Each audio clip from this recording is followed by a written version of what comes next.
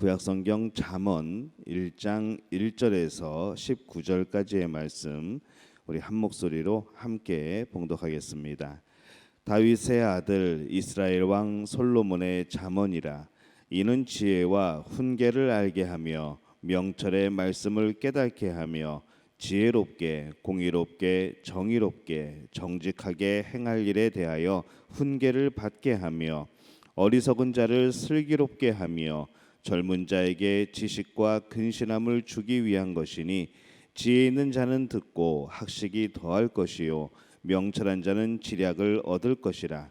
잠언과 비유와 지혜 있는 자의 말과 그 오묘한 말을 깨달으리라.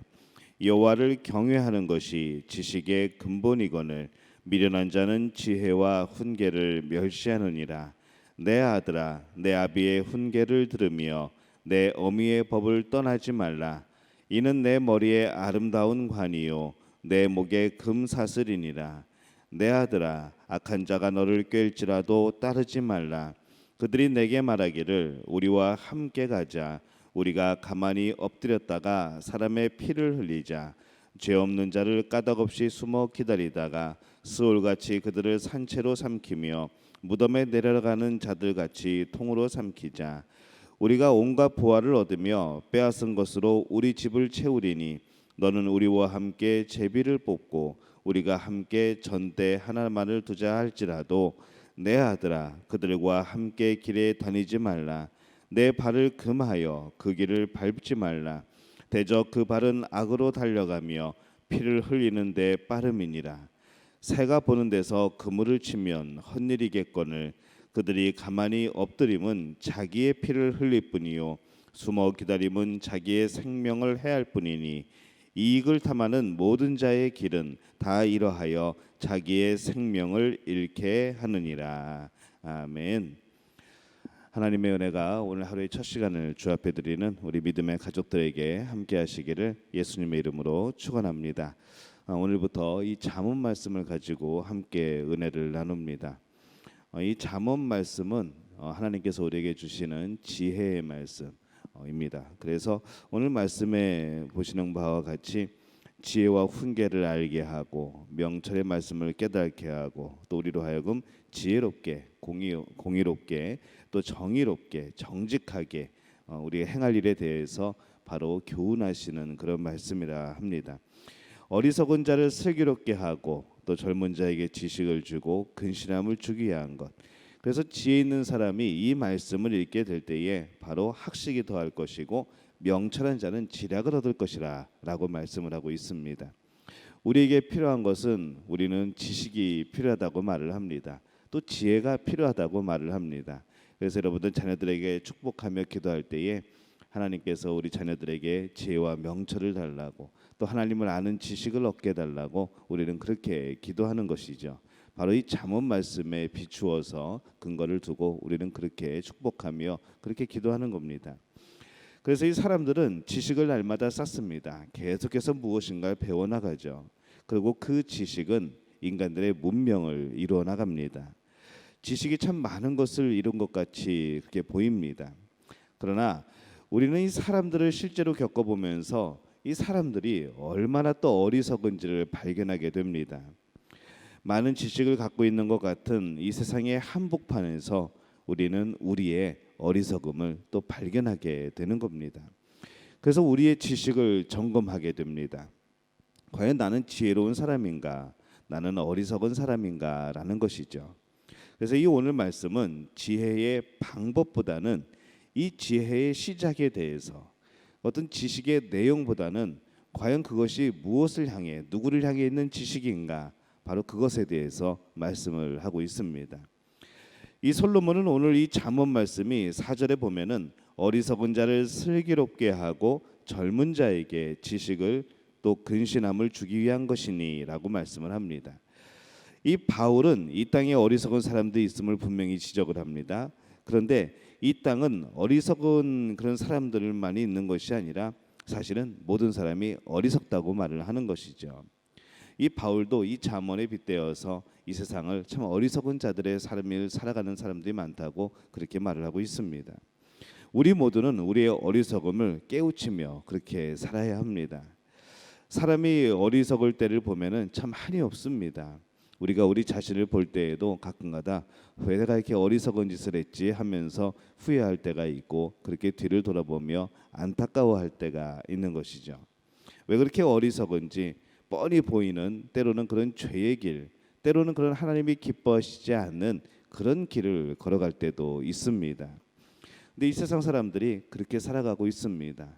뻔히 멸망의 길인 줄 알면서 아무리 이야기를 해줘도 그것이 그들에게 도움이 되거나 그들의 마음에 또 길을 비춰주는 것이 되지 않을 때 우리는 참 인간이 어리석다는 그런 생각을 해보게 됩니다. 이 세상에 악한 사람들도 많아서 늘 속이려고 하는 것이죠. 준비되지 못하면은 우리는 그 속임수에 쉽게 넘어갈 수밖에 없습니다. 이 사람의 어리석음은 이 아담과 하와 이후에 계속 이어져 내려옵니다. 우리는 오늘날 내가 어리석은 사람이라는 것을 인정할 필요가 있습니다. 여전히 너무 많은 사람들이 그 어리석음 속에 살면서도 그것을 알지 못하고 살아갑니다. 자신의 불행이 그 어리석음에서 오는 것인데, 그 지혜 없고 그 지식 없음에서 오는 것인데, 우리는 늘 착각을 하죠. 나에게 물질이 없어서 어려움이 있다고 우리는 그렇게 착각을 합니다. 그래서 우리의 그 어리석은 마음들이 이제 슬기로움으로 하나님이 주신 지혜로 채워져야 될 줄로 믿습니다. 그러면 우리가 이 바라고 추구하는 이 지혜, 또 이 지식의 근본이 과연 무엇인가라는 것이죠. 지혜를 배우는 길은 여러 가지가 있습니다. 성경을 통해서 배울 수도 있고 또 사람을 만나서 배울 수도 있습니다. 이 세상의 학문을 통해서 우리가 배울 수도 있습니다. 또 묵상을 통해서 이 지혜를 우리가 얻을 수도 있습니다. 근데 우리는 이런 모든 방법을 통해서 사실은 날마다 그 지혜로움을 추구할 필요가 있는 것이죠. 지식을 갖추어야 됩니다. 그런데 이 모든 것을 할 때에 가장 기초가 되는 것이 무엇인가 하게 될 때에 그것은 바로 모든 것이 하나님을 경외하는 것을 기초로 삼아야 된다는 겁니다. 그래서 7절에 이렇게 말씀을 합니다. 여호와를 경외하는 것이 지식의 근본이거늘 미련한 자는 지혜와 훈계를 멸시하느니라, 이렇게 말씀을 합니다. 이 지식의 근본이라고 말을 할 때에 이것은 곧 여호와를 경외하는 것이 모든 지식의 출발점이 된다는 것이죠. 그렇지 않으면 그 지식은 결국에는 쓸모없이 되어버립니다. 근본이 잘못된 것은 참 무의미합니다. 그것이 성경에서 말씀하는 바로 지혜와 지식의 기준이 되는 것이죠. 그 근본이 어디에 있는가, 이것을 살펴보라는 겁니다. 세상에는 참 똑똑한 사람도 많습니다. 그러나 그 똑똑함은 결코 진정한 지혜가 아니라는 것이죠. 하나님을 알지 못하는 똑똑함은 하나님을 경외함이 바탕이 되지 못한 그런 무의미한 그런 모습입니다. 이 경외한다는 것은 심오한 존경입니다. 마음속 깊이 깨닫고 그것에 대한 존경심이죠. 그래서 두려움으로까지 나타나는 것이 바로 경외라는 그런 단어입니다. 그렇게 하나님에 대한 깊은 알미, 지식이 필요하고 또 하나님을 무서워할 줄도 알아야 되고, 그래야지 우리는 이 바른 지혜를 선택할 수 있는 시작점이 비로소 되게 되는 겁니다. 하나님을 경외하지 않으면은 이 잠언의 말씀을 배우려고 하지 않을 겁니다. 그러나 우리를 깊이 사랑하신 그 사랑의 하나님을 우리가 안다면 우리도 하나님을 깊이 사랑하기 위하여서 과연 우리에게 지식의 이 지혜의 근본이 되는 이 하나님의 그 마음, 또 하나님이 어떤 분인가를 알기 위해서 우리는 또 잠언을 알려고 그렇게 묵상하고 또 그 말씀을 읽게 되는 것이겠죠. 우리를 심판하시는 하나님을 안다면 하나님 앞에서 바른 신앙인으로 살아가기 위해서 우리는 또 이 말씀에 접근을 하게 될 겁니다. 내가 어떻게 해야지 과연 하나님 앞에서 올바른 신앙의 삶을 살 수 있을까라는 것이죠. 알고자 해야 아는 길이 열리기 시작합니다. 그런데 오늘 많은 사람들이 알고자 하지를 않습니다. 그것은 하나님을 향한 그런 경외감이 없는 것이죠. 여러분들은 여호와를 경외하고 있습니까? 그렇다면 조금 더 지식을 알게 될 겁니다. 왜냐하면 그 마음이 여러분들을 지식으로 이끌 것이고 그 지식의 근본은 바로 하나님을 아는 것이 되기 때문에 그렇습니다. 그런데 이 여호와를 경외한다 하면서도 알아가지 않고 있다면 그것은 바르게 하나님을 경외하지 않는 것이죠. 여호와를 경외하는 것이 지식의 시작점이라면 또한 여호와를 경외한다면 우리는 지식을 알기 위해서 더 노력하게 될 겁니다. 19절에 이렇게 말씀을 하죠.